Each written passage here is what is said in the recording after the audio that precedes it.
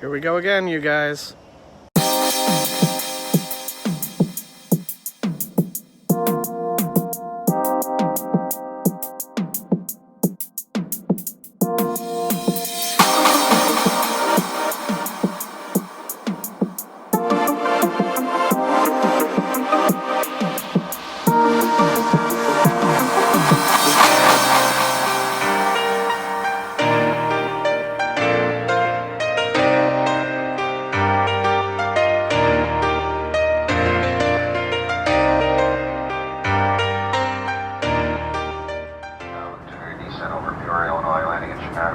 Hopefully, have to get here well ahead of schedule.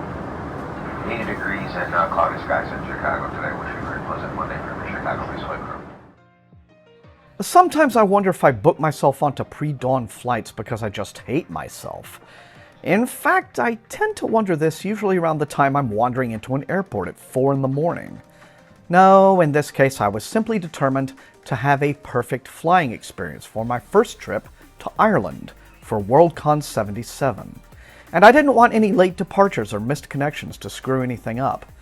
Now, I might have overcompensated this time, giving myself no less than an 11-hour layover at Chicago O'Hare, an airport world-renowned for its extreme pleasantness at all times. Now, I admit flying is one area of life I don't mind splurging on for the extra comfort. Travel is stress-inducing enough as it is, and if mindful self-care is just a matter of budgeting, well, so be it. So, much of my wait was spent in the British Airways lounge, reading and sipping so-so cognac, and thinking this particular lounge wasn't so much a lounge as a very tiny Luby's, if Luby's was all about finger foods and liquor. If I didn't know I'd be eating on the plane, I'd have gone back out to the concourse much sooner and had Chinese food. I finally boarded my first flight on Aer Lingus at around 8 o'clock, although rain would keep us sitting at the gate for another 40 minutes or so. But I would have to say that everything was almost as comfortable as flying Finnair to Helsinki 2 years ago.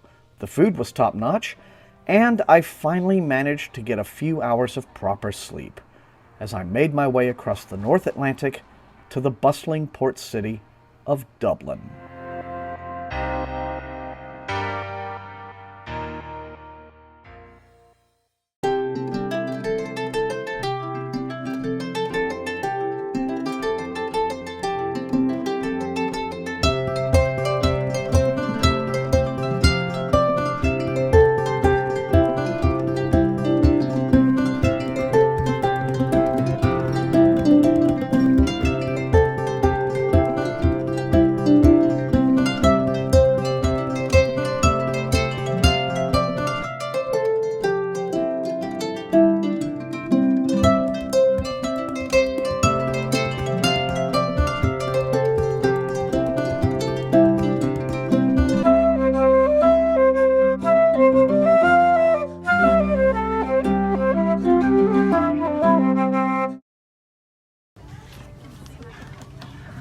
Thank you. Bye-bye now. Cheers, thank you. You're very welcome. Bye-bye. Disembarking at the International Terminal at Dublin Airport requires you to walk a seemingly endless maze of corridors and escalators until you finally reach immigration and get your passport stamped. Now, Uber and Lyft are not a thing in Dublin, so I caught a cab along with Joe from Final Blow Joe to our Airbnb, an attractive little studio apartment right by Mellows Bridge along the Liffey, which we were sharing with another BookTube SFF buddy, Paul Weymouth. Now, with 3 bachelors in one apartment, let's see which bachelor life cliches we can tick off, shall we? Smoked eggs. The best kind. And bread. Yeah. Oh man.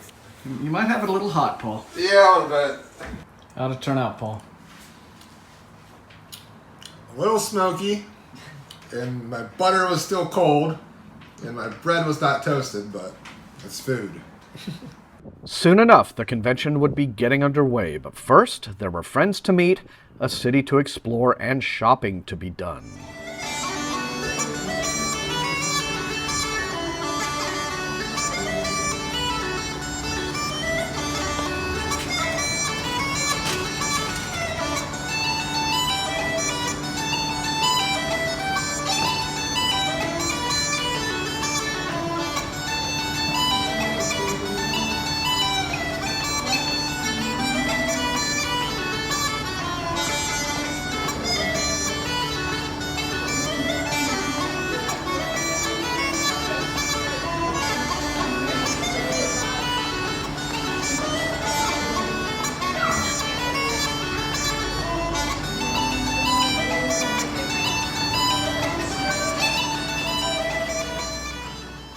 Dublin city centre didn't take nearly as much work to navigate as I was afraid it would. Most everything we wanted to see and do in town was within a densely packed and easily walkable area.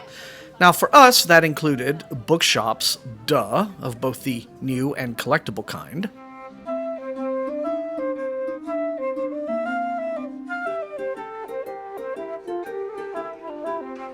Look at these illustrations.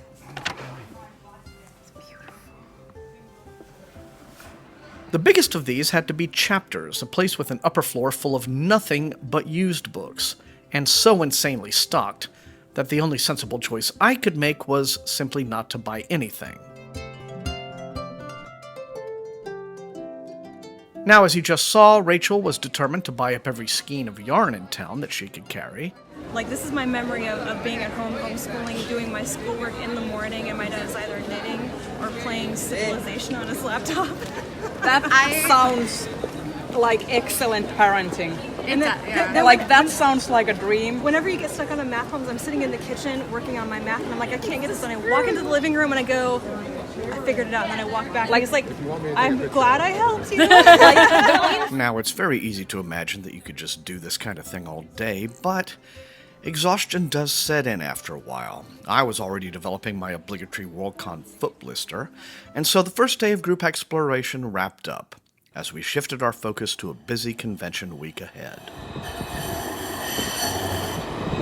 Figuring out the trams wasn't hard. It was pretty much a straight shot up and down the Red Line from our apartment to the convention center and back. The Convention Center Dublin is a modern and fairly new facility, opened in 2010 and known for being the first carbon-neutral convention center in the world. It was certainly impressive to walk around in, with a massive atrium and Wi-Fi that did its level best not to buckle under the weight of 5,000 people logging on all at once. After getting our badges, which some of us managed to do early, the first morning was spent doing typical first morning stuff, i.e. studying the map, like a hapless party of first-level D&D characters. Still, once you knew which floor was which, it wasn't especially hard to get around. The dealer's room might have been small by the standards of an American Worldcon, but it had everything that I might have been interested in, and personally I didn't mind not being completely overwhelmed by size and choices. Still, there were some problems, mainly crowd control. Now, I want to stress that I understand what an enormous undertaking it is to host a convention of this size, and I've got to tip my figurative hat to the Dublin Concom for working very hard to sort through the predictable issues. But it's still very much the case that massive queues for panels were a problem, a real problem. As in, if you wanted to see 2 programming items back to back, you were flat out of luck. If you attended a panel at noon, you were simply not going to get into a 1 o'clock panel because by the time the noon panel let out at 12:55, the queue for the 1 o'clock panel would have reached room capacity by 12:30. It was like this for the entire convention, and I must say it was a bit dispiriting. I think I ended up seeing fewer than a dozen panels all week. 3 of them were about horror, 2 of them I was on. I caught some others on translated SF and hard SF, but I never managed to make it to a reading, either due to scheduling conflicts or simply queues that filled up too fast. On a positive note, the BookTube panel, the very first one ever scheduled at a Worldcon, was a gratifying success. Now, of course, Worldcon is about parties, and also parties. I missed a lot of them. If you want to know about parties, talk to Claire Rousseau. She gets invited to all the parties, not me. Orbit threw little get-togethers, specifically for bloggers and such. I thought that was nice. Mainly because it was just a meetup. They weren't shoving promotional stuff in our faces, just cupcakes. And it was a chance to get out of the rain that kept soaking the nearby docks. For myself, the part of Worldcons I enjoy most is hanging out with my BookTube crew, as much as I do like the programming events I manage to see. There's nothing like a relaxed evening over pizza and wine, listening to Maya and Rhea sing Disney songs in Finnish, and taking whatever opportunity I can to grab footage of unrehearsed silliness. Hi ho, it's out the door you go. We hope you all enjoyed the show. Hi ho, hi ho. The translator went all out. I'm picturing this like Finnish guy going like, no, you know what? Also, I'm gonna take some liberties. also Frolosor. Beata Maria, sen tiedät olen viaton, hyveistäni minut tunnetaan. Yeah, there's pretty much nothing that will make me give up this motley crew. And we still had several days and more fun events ahead of us.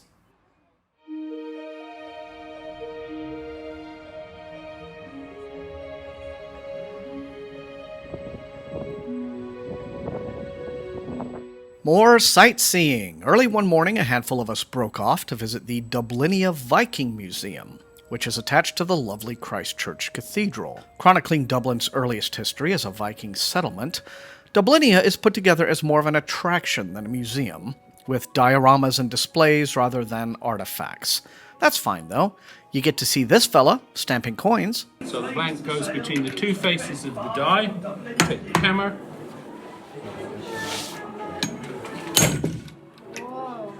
And strike a coin. Ah.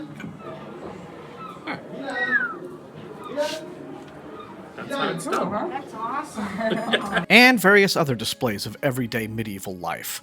Dublinia has also gone down on record as the only museum I've ever visited featuring a display of a guy having a poo, complete with sound effects. I'm all for a thorough education, but this was more of an info dump. The history fan in me loves wandering through old buildings, and even more, I love wandering through old buildings full of old books. And we definitely got a full serving of old books when we moved on to Marsh's Library, the oldest still extant public library in Ireland, where they were having a display honoring Bram Stoker. After this, some of the crew went back to the convention center, but Paul and I weren't done with our morning walking tour just yet. So we made our way to St. Patrick's Cathedral, where, in spite of my distaste for most things ecclesiastical, my appreciation for the beauty of Gothic architecture and history found a soothing environment.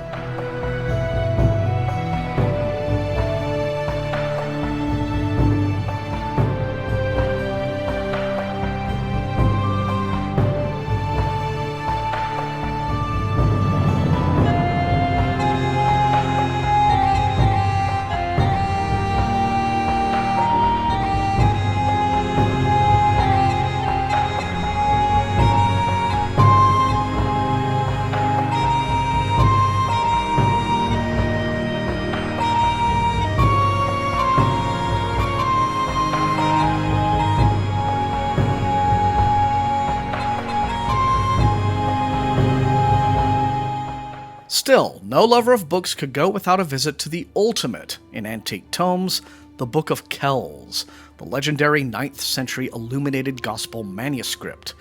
This is part of an elaborate historical tour located on the grounds of Trinity College, Dublin.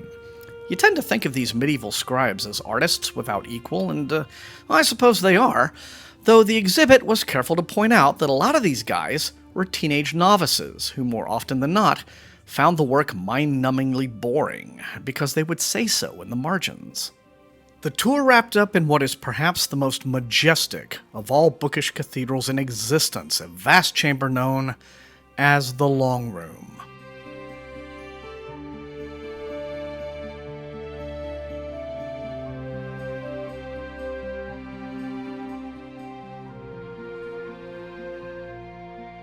After all of this, it was time for enormous artisanal pizzas in one of the best places we ate on the whole trip, and then it was back to our respective beds for more Worldconning still to come.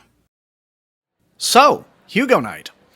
To be honest, I went into the ceremony expecting no surprises at all. Most of the winners felt way too easy to predict. And yes, apart from hilariously inaccurate live subtitles, the ceremony started out pleasant and a tiny bit dull. None of us, however, were anticipating that we were about to see Hugo history made, but that happened the moment Campbell Award winner Jeanette Ng took the stage and opened fire with this. Joseph Campbell, for whom this award was named, was a fucking fascist.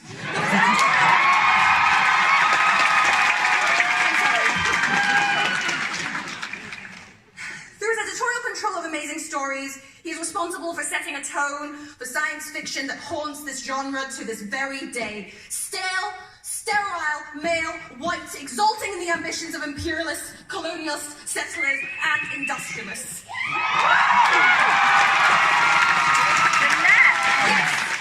Really, her statement shouldn't be the least controversial to anyone who knows SF history.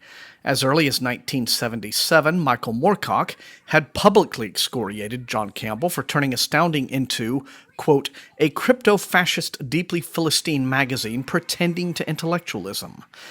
And Campbell, ironically for an editor championing the rational man, quote-unquote, developed a bizarre fondness for pseudoscience, like Dianetics and perpetual motion machines later in his life.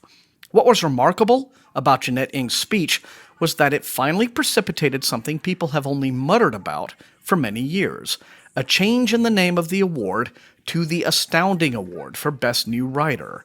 The SF community seems to be in a moment of reckoning with the ethically dubious elements of our history. An even bigger controversy is currently brewing over the James Tiptree Award. But if SF teaches us anything, it's that times change, and people change with them. And clinging to the past is no winning formula for a genre that should be looking to the future. There are fries in the fridge And we have and Cheerios. freezer, so let's just eat all of Bree's fries. Yes. By the end of the week, you'd think we wouldn't have any energy left for more touristing, but a bunch of us booked a visit Sunday morning to the historic Glasnevin Cemetery, where there are more people buried than are currently living in Dublin today. Our tour group included the wonderful fantasy author Peter S. Beagle. In addition to visiting the graves of such prominent figures as Michael Collins and Daniel O'Connell, those of us with 10 extra euros and an urge to excel decided to climb the 198 steps of O'Connell Tower.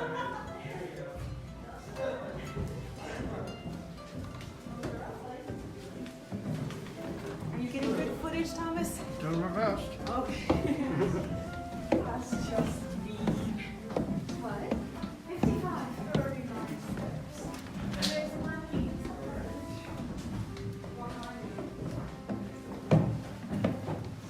I kind of wondered if this might be a clever ploy on the cemetery's part to get new tenants.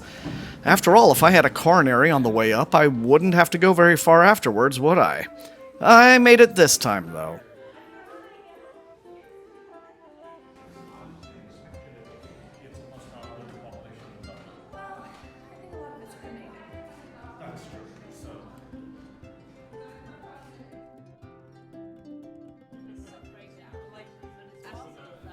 Just as we all arrived in the country at different times, we were all leaving the same way.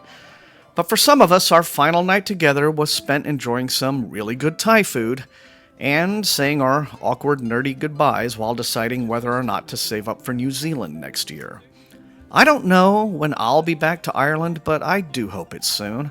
There's so much more to see and do in this beautiful country, and the adventure felt like it had only just begun. Thank you for listening. On the trail. Tomorrow, but John, we are not seeing I'll be to see you again. 9:30, 10. Back